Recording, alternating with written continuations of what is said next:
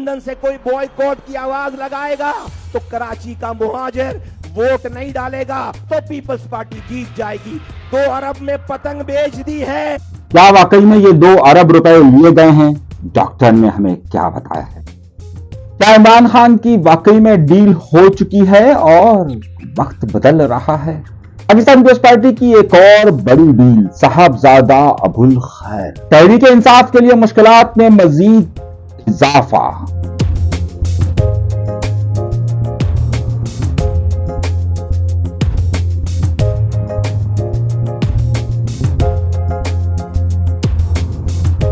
अपने प्रोग्राम का बाकायदा आगाज करते हैं अपने परवरदिगार की शुक्र से, और सबसे पहले वही दरख्वास्त जो हम हमेशा करते हैं कि अगर आपने चैनल सब्सक्राइब नहीं किया तो एक छोटा सा बटन जरूर दबा दीजिए। हम बस 50,000 के करीब पहुंच चुके हैं। गुफ्तगू का सिलसिले का आगाज करते हैं। आज एनक्यूएम पाकिस्तान ने एक जलसा किया, यानी कि 21 तारीख को उन्होंने जलसा किया। जब हम ये वीडियो रिकॉर्ड कर रहे हैं यकीनी तौर पर उस वक्त 21 तारीख हो चुकी है। क्या एनक्यूएम पाकिस्तान का जलसा एक अजीमुल शान जलसा था? तो बिल्कुल भी अजीमुल शान जलसा तो नहीं था, अलबत्ता एक रिवायती जलसा जरूर था। एनक्यूएम की तारीख जो जलसों की रही है, अगर उस हिसाब से देखा जाए तो शायद ये इतना बड़ा जलसा और इतना मुतासिर कुन जलसा नहीं रहा, लेकिन इस वक्त जो एनक्यूएम पाकिस्तान की पोजीशन है उसके मुताबिक तो ये जलसा बस ठीक ही लगता है।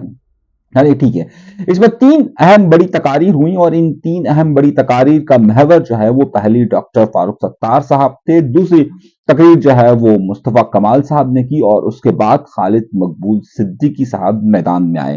इस पूरी तकारीर में जो एक सबसे अहम उनसर था एनक्यूएम पाकिस्तान के रहनुमा डॉक्टर फारूक सत्तार साहब तो इतना नहीं गरजे बरसे, लेकिन हमेशा की तरह मुस्तफा कमाल साहब बहुत गरजे बरसे। पहले एक लफ्ज इस्तेमाल होता था, एक पप्पी उधर और एक पप्पी इधर।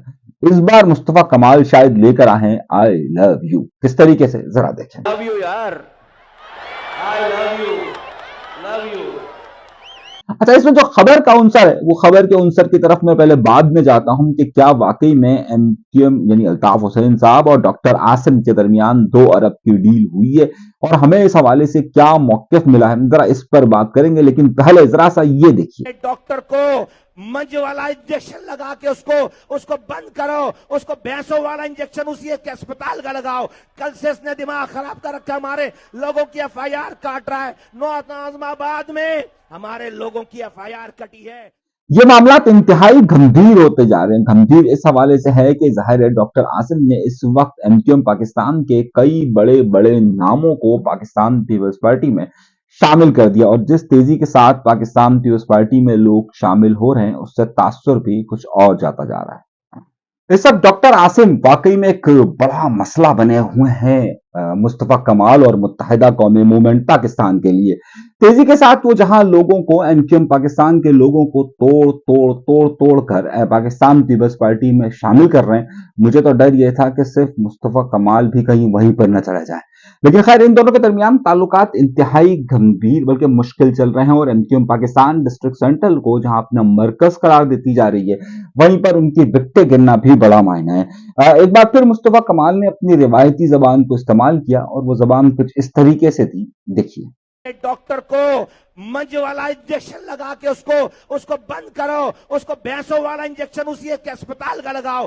कल से इसने दिमाग खराब कर रखा, हमारे लोगों की एफआईआर काट रहा है। आजमाबाद में हमारे लोगों की एफआईआर कटी है। खैर इससे बहुत सारे लोग खुश हों या ना खुश हों, मगर हमने इस बारे में मौकिफ जानने की कोशिश की कि पाकिस्तान पीपल्स पार्टी के एक अहम रहनुमा यानी और आसिफ अली जरदारी साहब के अहम दोस्त के मुतालिक इस तरह की गुफ्तगू हुई तो ज़ाहिर सोचने की तो बात थी। तो वहीं पर पाकिस्तान पीपल्स पार्टी के रहनुमा वक्कार मेहदी ने हमसे रब्ता किया और वक्कार मेहदी ने कहा कि जनाब ये लोग पूरा जलसा इनका नाकाम हो चुका है, इसमें इतने लोग नहीं आए, इनके चेहरे लटके हुए थे, इनको कुछ और नहीं मिला तो ये डॉक्टर आसिम पर बरस पड़े, सारे इनके पास कुछ और करने के लिए नहीं है। मैंने कहा कि ये एफआईआर का मामला क्या है। मैंने कहा कि भाई इन्होंने हमला किया था, हमने 6 लोगों के जो जिनके हम नाम जानते थे उनके खिलाफ एफआईआर दर्ज करवाई और बाकी 50 जो है वो नामालूम अफराद है। तो खैर अभी ये उसके बाद इन्होंने दावा किया कि भाई हम जाएंगे, रैली लेकर जाएंगे कि हमारी भी एफआईआर दर्ज की जाए। ये मुस्तफा कमाल साहब ने ऐलान किया। ہم نے معلوم کیا، لیکن اس طرح کی کوئی بھی ریلی وہاں پر نہیں جا سکی۔ اگلا جو انہوں نے بڑا الزام لگایا، اس الزام کو بار بار وہ دہراتے رہتے ہیں کہ بھائی لندن کی طرف سے کوئی بائیکاٹ کا اعلان ہوگا، اور بائیکاٹ کا اعلان جو ہے وہ پاکستان پیپلز پارٹی کی طرف سے۔ اچھا، پچھلی بار جب مصطفیٰ کمال صاحب نے جب یہ الزام عائد کیا تھا تو انہوں نے مبینہ کا لفظ استعمال نہیں کیا تھا، اس بار انہوں نے کیا کہا ہے ذرا سنیں۔ لندن سے کوئی بوائیکاٹ کی آواز لگائے گا تو کراچی کا مہاجر ووٹ نہیں ڈالے گا تو پیپلز پارٹی جیت جائے گی۔ 2 ارب میں پتنگ بیچ دی ہے، 2 ارب میں 2 اطلاعات ہیں کہ 2 ارب لے کے یہ ڈاکٹر عاصم سے زرداری صاحب کے اکاؤنٹ سے 2 ارب روپے لے کے اطلاعات ہیں، مبینہ طور پر اطلاعات ہیں کہ 2 ارب لے کر پتنگ بیچ دی ہے کہ میں آواز لگاؤں گا کہ بوائیکاٹ تو لوگ نہیں نکلیں گے، پیپلز پارٹی کو فائدہ ہو جائے گا۔ پیپلز پارٹی کو یہ پتنگ 2 ارب روپے میں بیچ دی ہے۔ اے کراچی والو، اے مجمع والو۔ اچھا، اب یہ بات تو جہاں تک ہماری معلومات ہے، ہم نے معلومات حاصل کرنے کی کوشش کی کہ کیا واقعی میں پاکستان پیپلز پارٹی اور ایم کیو ایم پاکستان کے درمیان اس وقت کوئی، ایم کیو ایم لندن کے درمیان کیا کوئی اس طرح کا تعلق ہے یا نہیں ہے۔ جب ہم نے دونوں ذرائعوں سے معلومات کرنے کی کوشش کی تو ڈاکٹر عاصم کے ذرائع نے اس بات کے حوالے سے ہمیں بتایا کہ جناب ان کا اس حوالے سے 2013 کے بعد سے کوئی رابطہ نہیں ہوا ہے اور ان کا کسی بھی حوالے سے کوئی ڈیل نہیں۔ البتہ ڈاکٹر عاصم کے ایک ذرائع نے مجھے یہ کہا کہ بھائی یہ 2 ارب کیا ہوتے ہیں یار، اگر آپ کو مجھ پر الزام ہی لگانا تھا تو کوئی 100 ارب 200 ارب 400 ارب کی آپ لگاتے۔ آپ اتنے چھوٹے آدمی ہیں کہ جناب جتنی آپ کا ہے اتنی آپ نے لگا دیا، اس طرح کی بات مجھے کہی گئی ان کے ذرائع سے، انہوں نے خود نہیں بلکہ ان کے ذرائعوں نے یہ ہمیں کہا ہے۔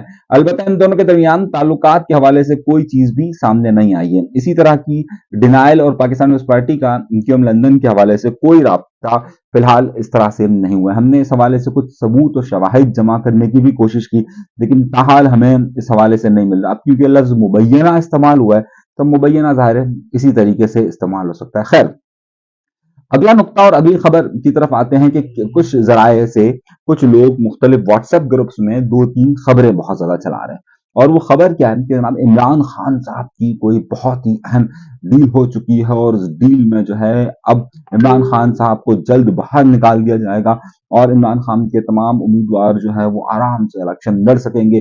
نواز شریف کی ڈیل جو ہے وہ ناکام ہو چکی ہے، اور اب نواز شریف کے کوئی دور دور دور دور تک بھی کوئی چانسز نہیں ہے۔ اچھا، اس حوالے سے جو لوگ کچھ مثال دے رہے ہیں وہ یہ دے رہے ہیں کہ جناب اعظم خان کو آپ دیکھیں، اعظم خان گیا وہاں پر، جو ان کے پرسنل سیکرٹری تھے عمران خان کے، اعظم خان گیا اور اعظم خان نے جو ہے وہاں پر اب اپنے بیان کو بدل دیا ہے۔ عمران خان جو ہے وہ سائفر کے کیس میں آرام سے آزاد ہو جائے گا، یعنی کہ اعظم خان پر اب دباؤ ختم ہو چکا ہے۔ اس سے یہ ثابت ہوتا ہے کہ عمران خان کی کوئی ڈیل ہو چکی ہے۔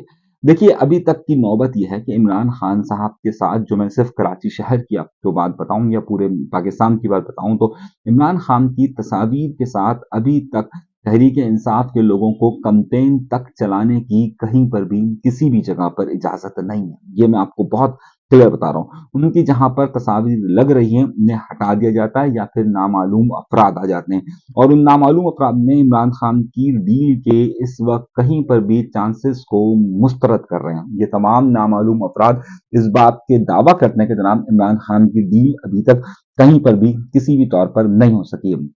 اعظم خان کے بیان کو پیش کرتے ہوئے بہت سارے لوگ یہ کہہ رہے ہیں کہ جناب معاملات طے ہو چکا ہے۔ میں آپ کو صرف کراچی کی صورتحال اگر صرف بتاؤں، میں آپ کو حیدرآباد کی صورتحال بتاؤں، میں آپ کو لاہور کی صورتحال بتاؤں، یا میں آپ کو اسلام آباد کی صورتحال بتاؤں، اس وقت تک بھی ان کے جو بینرز لگا کر ان کو جلسوں کی کہیں پر بھی اجازت نہیں ہے۔ یہاں تک کہ جلسے تو دور کی بات ہے، ان کو وہاں پر چیزیں جو مختلف جو بینرز لگتے ہیں، مختلف ہوڈنگز لگتی ہیں، اس حوالے سے بھی ان کو اجازت نہیں ہے۔ تو ابھی جو ہمیں تازہ اطلاعات ملی ہیں اس حوالے سے، جو لوگ بھی کہیں پر بھی اس طرح کی سرگرمی میں نظر آتے ہیں اسے یا تو گرفتار کر لیا جاتا ہے یا پھر وہ نامعلوم لاپتہ ہو جاتے ہیں۔ تو ابھی تک کے زمینی حقائق یہ بتاتے ہیں کہ کم از کم الیکشن تک تو ان کو کوئی ایسی سہولت ہوتی ہوئی نظر، یا کسی بھی پلیٹ فارم پر ان کو ہوتی ہوئی نظر نہیں آ رہی ہے۔